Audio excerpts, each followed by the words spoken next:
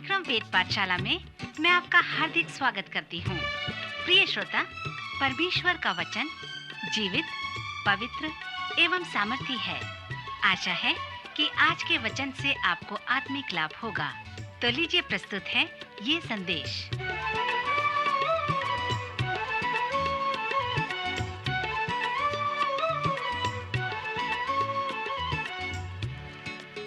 नमस्कार श्रोता मित्र, वेद पाठशाला की अगली कक्षा में आपका स्वागत है। यह संपूर्ण पवित्र शास्त्र के सर्वेक्षण का एक भाग है। पुराने नियम के सर्वेक्षण के बाद अब हम नए नियम में पौलुस की पत्रियों तक आ गए हैं और पिछले कई कक्षाओं में हमने पौलुस द्वारा कुरिन्थियों को लिखी पहली पत्री का सर्वेक्षण किया। हमने ये भी देखा कि कुरिन्थियों के पास जो समस्याएं थीं, उनके लिए पौलुस उन्हें किस प्रकार लिखता है और उनके प्रत्येक समस्याओं का समाधान करता है। इस अध्ययन में हम पौलुस प्रेरित द्वारा बताए गए उन समस्याओं के साधारण समाधान को देखेंगे जो कुरिन्थ की चर्च में हो या फिर आज हमारे अपनी कलीसिया में हो। इस तरह से पौलुस चर्च के समस्याओं का साधारण समाधान प्रस्तुत करता है और लिखता है, यदि मैं मनुष्यों और स्वर्गदूतों की बोलियां बोलूं और प्रेम न रखूं तो मैं ठनठनाता हुआ पीतल और झनझनाती हुई झांझ हूं। यदि मैं भविष्यवाणी कर सकूं और सब भेदों और सब प्रकार के ज्ञान को समझूं और मुझे यहाँ तक पूरा विश्वास हो कि मैं पहाड़ों को हटा दूं, परंतु प्रेम न रखूं तो मैं कुछ भी नहीं। और यदि मैं अपनी संपूर्ण संपत्ति कंगालों को खिला दूं या अपनी देह जलाने के लिए दे दूं और प्रेम न रखूं तो मुझे कुछ भी लाभ नहीं। प्रेम धीरजवंत है और कृपाल है। प्रेम डा नहीं करता। प्रेम अपनी बड़ाई नहीं करता और फूलता नहीं। वह अनरीति नहीं चलता। वह अपनी भलाई नहीं चाहता। झुंझलाता नहीं, बुरा नहीं मानता। कुकर्म से आनंदित नहीं होता, परंतु सत्य से आनंदित होता है। वह सब बातें सह लेता है, सब बातों की प्रतीति करता है, सब बातों की आशा रखता है, सब बातों में धीरज धरता है। प्रेम कभी टलता नहीं। भविष्यवाणियां हो तो समाप्त हो जाएंगी, भाषाएं हो तो जाती रहेंगी, ज्ञान हो तो मिट जाएगा, क्योंकि हमारा ज्ञान अधूरा है और हमारी भविष्यवाणी अधूरी। परंतु जब सर्वसिद्ध आएगा तो अधूरा मिट जाएगा। जब मैं बालक था तो मैं बालकों की नाई बोलता था, बालकों का सा मन था, बालकों की सी समझ थी, परंतु जब सियाना हो गया तो बालकों की बातें छोड़ दी। अब हमें दर्पण में धुंधला सा दिखाई देता है, परंतु उस समय आमने सामने देखेंगे। इस समय मेरा ज्ञान अधूरा है, परंतु उस समय ऐसी पूरी रीति से पहचानूंगा जैसा मैं पहचाना गया हूँ। पर अब विश्वास, आशा, प्रेम, ये तीनों स्थायी हैं, पर इनमें से सबसे बड़ा प्रेम है। श्रोता मित्र, जब पौलुस ने कुरिन्थ की कलीसिया को इस प्रथम पत्री में लिखा है, तो वह पवित्र आत्मा की अगुवाई से लिखा है, जो हमारे लिए भी है। उसने कुरिन्थ की समस्या को अपनी पत्री के दोष निवारक भाग में लिखा है, अर्थात अध्याय 1 से 9 तक उसने लिखा है। फिर 12वें अध्याय से वह आत्मिक बातों के विषय में हमें बताया है। फिर पवित्र आत्मा के कार्य, पवित्र आत्मा के वरदान और पवित्र आत्मा के नियंत्रण में चर्च के लिए आदेश के विषय में बताया है। ये सब बातें 12वें अध्याय और 14वें अध्याय में पाए जाते हैं। परंतु यहाँ 13वें अध्याय में पौलुस कहता है कि मैं तुम्हें और भी उत्तम मार्ग बताता हूँ। उसका मतलब यह है कि वह कुरिन्थियों को उनके चर्च की समस्या को समाधान करने के लिए और भी उत्तम मार्ग दिखाता है, अर्थात पवित्र आत्मा के कार्य, आत्मिक वरदान और सेवा से भी अधिक उत्तम मार्ग बताता है, जो हमारे मध्य में सफल होगा और चर्च वास्तव में आत्मा के नियंत्रण में होगा। यहाँ पर पौलुस अब अगापे प्रेम अर्थात परमेश्वर के महान प्रेम के विषय में बताने के लिए तैयार है। पौलुस ने कहा है कि प्रेम इस पृथ्वी का सबसे बड़ी चीज है।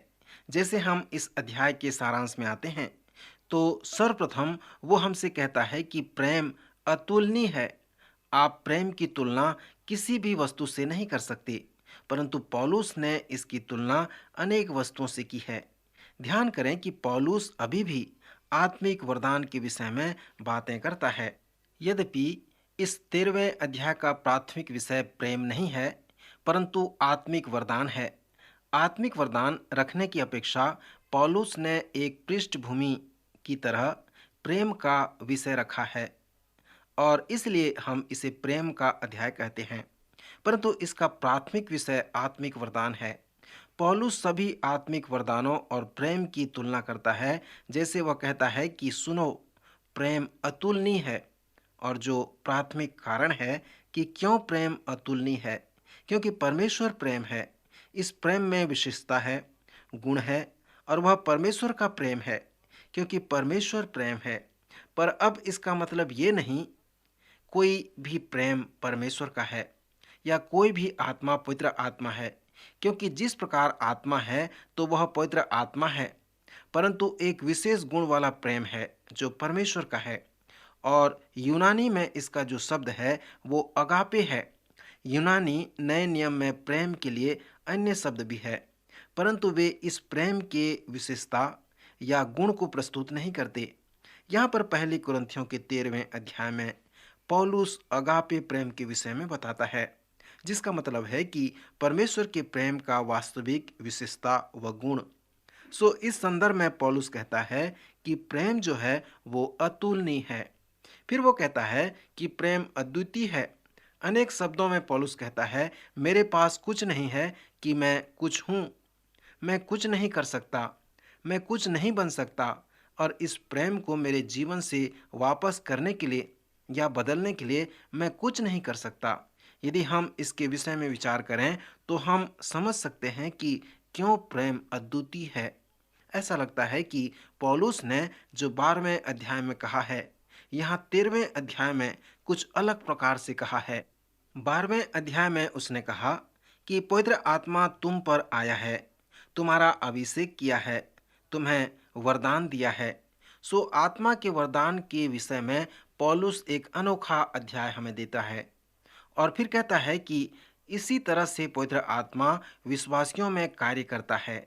जब वह उनके पास आता है तो वह उन्हें सेवा के लिए अभिषेक भी करता है। 13वें अध्याय में पौलुस आत्मा के प्रमाण के विषय में बातें करता है, जो हम में निवास स्थान बनाया गया। आप कैसे जानेंगे कि आपने पवित्र आत्मा प्राप्त किया है? आप ये कैसे जानेंगे कि आपकी देह जीवित परमेश्वर का मंदिर है? आप कैसे जानेंगे कि मसीह आप में है? सो इसका जो प्रमाण है या फल है वो प्रेम है।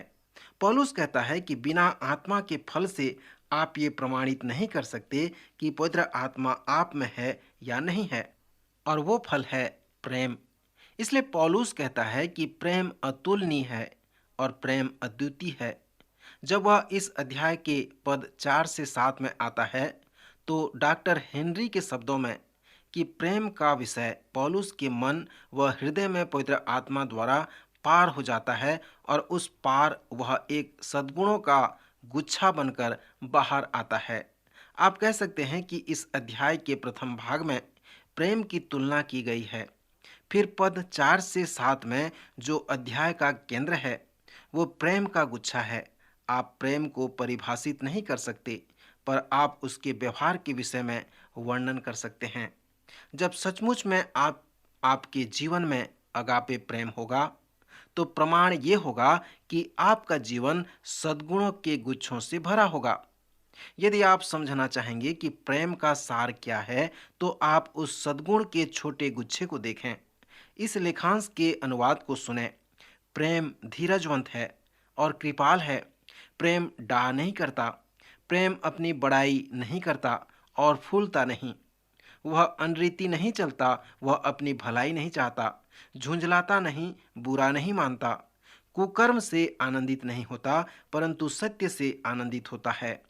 वह सब बातें सह लेता है, सब बातों की प्रतीति करता है, सब बातों की आशा रखता है, सब बातों में धीरज धरता है। यदि आप किसी से प्रेम रखते हैं तो आप उसके प्रति ईमानदार होंगे। कोई कीमत क्यों न हो, आप उसके लिए निष्ठावान होंगे। आप हमेशा उस पर विश्वास करेंगे, हमेशा उसके लिए सबसे उत्तम वस्तु की आशा रखेंगे। सर्वप्रथम सद्गुणों के गुच्छों के अनुसार प्रेम अविनाशी है। यदि आपका प्रेम अगापे प्रेम है, तो ये जान लें कि अगापे प्रेम सब बातें सह लेता है, सब बातों की प्रतीति करता है, सब बातों की आशा रखता है, सब बातों में धीरज धरता है। इसका मतलब ये है कि यदि आप और मैं किसी दूसरे व्यक्ति को अगापे प्रेम से प्रेम रखते हैं, तो आप उससे ये भी कह सकते हैं कि आप मुझसे प्रेम करो या न करो, परंतु मैं आपसे प्रेम रखता हूँ। मैं परमेश्वर के प्रेम से आपसे प्रेम रखता हूँ, अगापे प्रेम रखता हूँ। इस प्रकार हम देख सकते हैं कि परमेश्वर का प्रेम अविनाशी है। जैसे आप आगे इसके विषय में देखेंगे तो ये पाएंगे कि अगापे प्रेम अप्रतिबंधित प्रेम है। मनुष्य का प्रेम साधारण रूप से प्रतिबंधित होता है, वह उनके कार्य पर निर्धारित होता है। यदि तुम ऐसा करो, वो करो, ये करो और अन्य सभी बातें मेरे लिए करो, तभी मैं शायद तुमसे प्रेम रखूंगा। इसी तरह से अनेक माता पिता अपने बच्चों से प्रेम रखते हैं। इसी तरह से अनेक पति अपने पत्नी से प्रेम रखते हैं और पत्नी भी पति से इसी तरह से प्रेम रखते हैं। जिनसे वे प्रेम रखते हैं वो उनके कार्य के आधार पे निर्धारित होता है। परंतु पौलुस जिस अगापे प्रेम के विषय में लिख रहा है वो ऐसा नहीं है। अगापे प्रेम हमेशा अप्रतिबंधित प्रेम है। फिर यह प्रेम अंतः प्रेरणा देने वाला प्रेम है। अगापे प्रेम सब बातों की प्रतीति करता है, सब बातों की आशा रखता है। प्रभु यीशु अपने प्रेरितों से प्रेम रखते थे। जब मसीह की भेंट पतरस से हुई तब यीशु ने उस चट्टान कहकर उसे संबोधित किया। यद्यपि पतरस के जीवन में अस्थिरता थी, फिर भी प्रभु ने उसे 3 वर्ष तक चट्टान कहता रहा। परंतु एक दिन वास्तव में वह चट्टान बन गया। जिन लोगों के द्वारा मैं विश्वास में आया वो मुझसे बहुत प्रेम रखते थे और अंतःकरण प्रेम से प्रेम किया करते थे। श्रोता, जैसे आप इस सद्गुण के गुच्छे के विषय में विश्लेषण करेंगे और अगापे प्रेम को देखेंगे तो आप देखने पाएंगे कि परमेश्वर का अगापे प्रेम पूर्ण रूप से अविनाशी, अप्रतिबंधित और अंतः प्रेरणा देने वाला प्रेम होता है। फिर पौलुस इस अध्याय में कहता है कि प्रेम अप्रतिरोध्य है। उसने कहा है कि प्रेम कभी असफल नहीं होता। हम प्रेम करने में असफल हो जाते हैं और इसमें कोई संदेह नहीं। जब तक हम ये नहीं मानते कि हम ऐसा नहीं करते, तब तक आप अगापे प्रेम को नहीं प्राप्त कर सकते। परंतु आप स्मरण करें कि हम पवित्र आत्मा के कार्य के विषय में बातें कर रहे हैं। जो आत्मा से नियंत्रित लोगों में ये कार्यान्वित होता है। सो जब पौलुस इस 13वें अध्याय में अगापे प्रेम के विषय में लिखता है तो वह पवित्र आत्मा के कार्य से संबंधित होता है। यह वरदान और कलीसिया के आदेश से बढ़कर है जो परमेश्वर का अगापे प्रेम है। परंतु इस अध्याय के अंत में वह कहता है कि 3 विषय हैं जो स्थायी हैं, जिनका अनंत महत्व है, और वो है विश्वास, आशा और प्रेम। परंतु पौलुस के अनुसार इनमें सबसे बड़ा प्रेम है। अब आशा परमेश्वर की ओर से एक अनंत व महान वरदान है। आशा वो दृढ़ विश्वास है जिसे परमेश्वर मनुष्य के हृदय में डालता है कि उनके साथ कुछ भलाई होने वाली है। हर एक मनुष्य प्राणी इस पृथ्वी पर एक दृढ़ विश्वास के साथ में आता है कि एक दिन उसके साथ निश्चय कुछ भला होगा। वे कहते हैं कि यदि वे दृढ़ विश्वास खो देंगे तो लोग आत्महत्या करने लगेंगे। श्रोता, प्रतिवर्ष हजारों लोग आत्महत्या करते हैं। यह बड़ी दुख की बात है। पर क्या यह आश्चर्य की बात नहीं कि करोड़ों लोग आत्महत्या इसलिए नहीं करते क्योंकि उनके पास ये दृढ़ विश्वास है कि उनके साथ कुछ भलाई होने वाला है। भजन 34 में दाऊद ने कहा है कि परख कर देखो कि यहोवा कैसा भला है। इब्रानियों के 11वें अध्याय में इसका लेखक कहता है कि विश्वास आशा की हुई वस्तुओं का निश्चय, यह विश्वास हमारे आशा को निश्चयता देता है। जब हमारे पास ये दृढ़ निश्चयता होता है कि इस पृथ्वी में हमारे साथ कुछ अच्छा होने वाला है तो यह विश्वास होता है। परंतु इससे भी आशा बड़ा है क्योंकि आशा विश्वास को उत्पन्न करता है, उसकी अगुवाई किया करता है। सो इस प्रेम के महान अध्याय के अंत में पौलुस कहता है कि इस पृथ्वी में तीन महान स्थायी बातें हैं। आशा महान है क्योंकि वह विश्वास की ओर अगुवाई करता है। विश्वास भी महान है क्योंकि यह परमेश्वर की ओर अगुवाई करता है। इब्रानी 11:6 में लेखक लिखता है कि बिना विश्वास उसे प्रसन्न करना और उसके पास आना अनहोना है, क्योंकि परमेश्वर के पास आने वाले को विश्वास करना चाहिए कि वह है और अपने खोजने वाले को प्रतिफल देता है। सारांश में विश्वास महत्वपूर्ण है क्योंकि बिना विश्वास के हम परमेश्वर के पास नहीं आ सकते और न ही उसे प्रसन्न रख सकते हैं। फिर पौलुस कहता है कि ये तीनों स्थायी हैं, पर इनमें से सबसे बड़ा प्रेम है। यह सत्य है क्योंकि प्रेम कोई ऐसी बात नहीं है जो आपको कहीं ले आए, जैसे विश्वास है। जब आप अगापे प्रेम का अनुभव करते हैं तो आप वहां पर हैं। प्रेम वो है कि परमेश्वर क्या है। प्रेम वो सार है कि परमेश्वर क्या है। परमेश्वर प्रेम है। सो इस प्रकार का प्रेम परमेश्वर है। इसलिए इस पृथ्वी में प्रेम सबसे बड़ी बात है, क्योंकि इस पृथ्वी पर परमेश्वर सबसे बड़ा है और परमेश्वर प्रेम है। क्या आपने कभी पहली सुना है? परमेश्वर से बड़ा क्या है? शैतान से बुरा कौन है? मृतक मनुष्य इसे खाता है और यदि जीवित मनुष्य इसे खाएगा तो वह मर जाएगा। इस पहेली का उत्तर है परमेश्वर से कुछ भी बड़ा नहीं, शैतान से कोई भी बुरा नहीं। मृतक मनुष्य कुछ नहीं खाता और यदि जीवित मनुष्य कुछ नहीं खाएगा तो वह मर जाएगा। सो इस पृथ्वी में सबसे बड़ा परमेश्वर है। परमेश्वर से बड़ा कोई नहीं है, न हो सकता है। और यदि परमेश्वर प्रेम है तो उस प्रेम से बड़ा और कुछ भी नहीं। 12वें अध्याय के अंत में पौलुस जो कहता है उसके लिए आश्चर्य न करें, अर्थात मैं तुम्हें और भी सबसे उत्तम मार्ग बताता हूँ। ये वरदान सेवा और कलीसिया के आदेश से भी उत्तम है।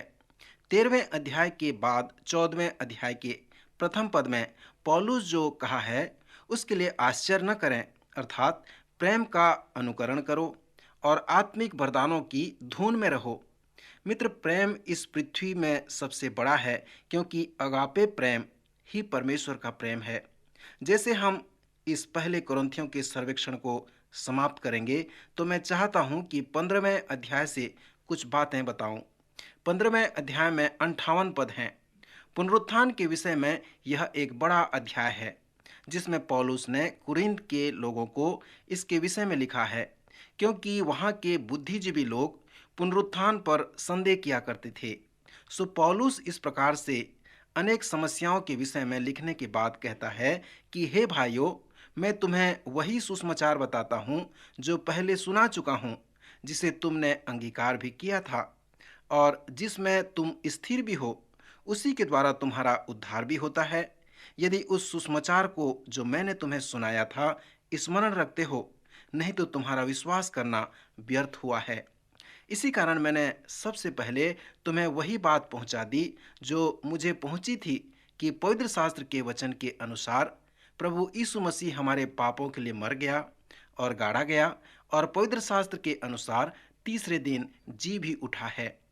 श्रोता मित्र, पुनरुत्थान के संबंध में जो प्रथम बात पौलुस कहता है वो यह है कि पुनरुत्थान उस सुसमाचार का एक भाग है जिसे मैंने तुम्हें कुरिन्थ में सुनाया था। स्पष्ट है कि कुरिन्थ के कुछ लोगों ने इसे खो दिया था। प्रभु यीशु मसीह का सुसमाचार क्या आप जानते हैं कि वह क्या है? यीशु ने कहा, संपूर्ण जगत में जाओ और सुसमाचार का प्रचार करो। श्रोता, अनेक लोग इस आदेश का पालन नहीं करते और इसलिए नहीं करते क्योंकि वे नहीं जानते कि सुसमाचार क्या है।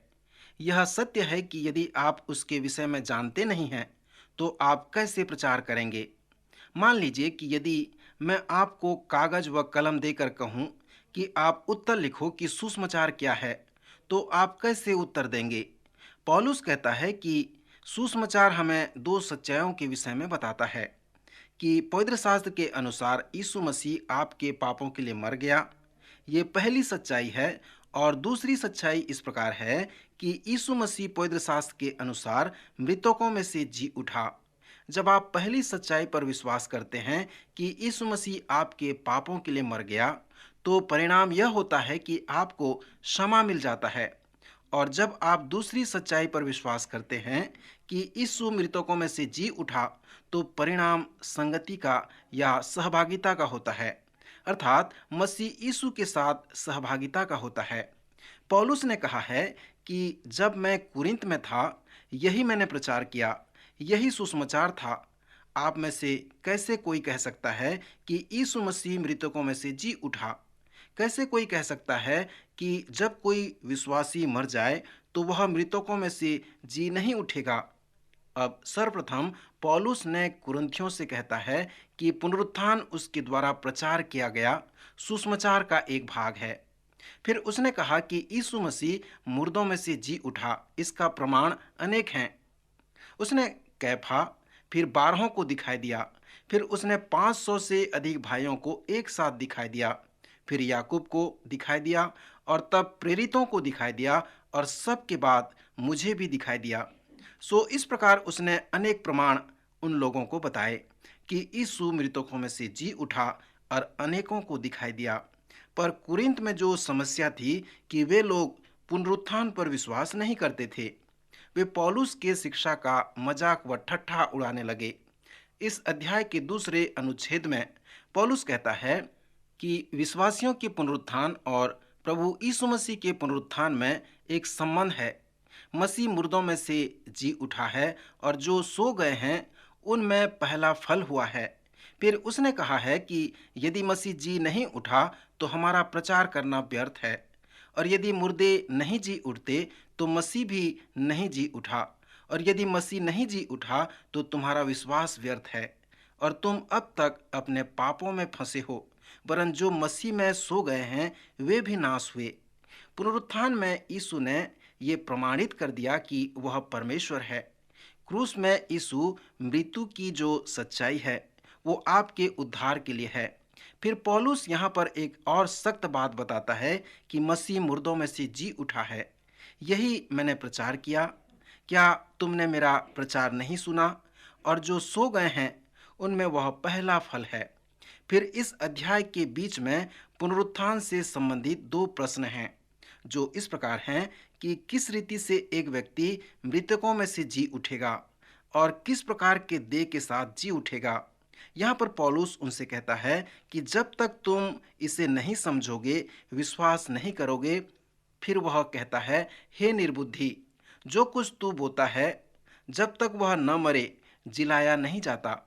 और जो तू बोता है यह वह देह नहीं जो उत्पन्न होने वाली है, परंतु निरा दाना है, चाहे गेहूं का चाहे किसी और अनाज का। परंतु परमेश्वर अपनी इच्छा के अनुसार उसको दे देता है, और हर एक बीज को उसकी विशेष देह है। सब शरीर एक सरीखे नहीं, परंतु मनुष्यों का शरीर और है, पशुओं का शरीर और, पक्षियों का शरीर और है, मछलियों का शरीर और है। स्वर्गीय देह भी है और पार्थिव देह भी है, परंतु स्वर्गीय देह का तेज और है और पार्थिव का और। मुर्दों का जी उठना भी ऐसा ही है। शरीर नासमान दशा में बोया जाता है और अविनाशी रूप में जी उठता है। अब पौलुस कुछ संक्षिप्त में बताता है और कहता है कि मांस और लहू परमेश्वर के राज्य में प्रवेश नहीं कर सकते, क्योंकि वे नश्वर हैं। सो नासमान जो हैं वो अविनाशी के साथ भाग नहीं ले सकता। इसी तरह से तुम स्वर्ग में नहीं जा सकते। इस शारीरिक देह में होकर तुम स्वर्ग नहीं जा सकते, क्योंकि तुम्हारा शारीरिक देह नासमान देह है।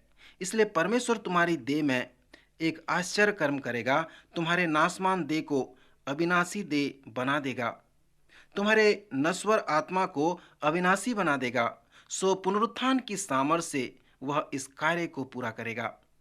फिर पौलुस प्रश्न पूछकर कहता है कि जब मसीह वापस आएगा तो उनका क्या होगा जो बचे व जीवित रहेंगे। उसने कहा कि हम सब तो नहीं सोएंगे, परंतु सब बदल जाएंगे। यह क्षण भर में पलक मारते ही, पिछली तुरही फूंकते ही होगा, क्योंकि तुरही फूंकी जाएगी और मुर्दे अविनाशी दशा में उठाए जाएंगे और हम बदल जाएंगे।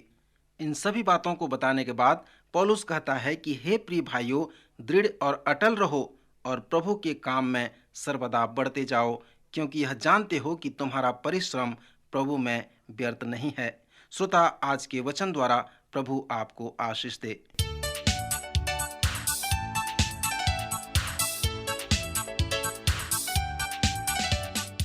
आज का कार्यक्रम सुनने के लिए हम आपको धन्यवाद देते हैं। श्रोताओ, आत्मिक विषय से संबंधित कोई सवाल आपके मन में है तो आप अपने सवालों का जवाब इस पते पर प्राप्त कर सकते हैं। हमारा पता है कार्यक्रम Ved Pathshala, radio Vishwavani, post box number 317, Lucknow 226001, Uttar प्रदेश।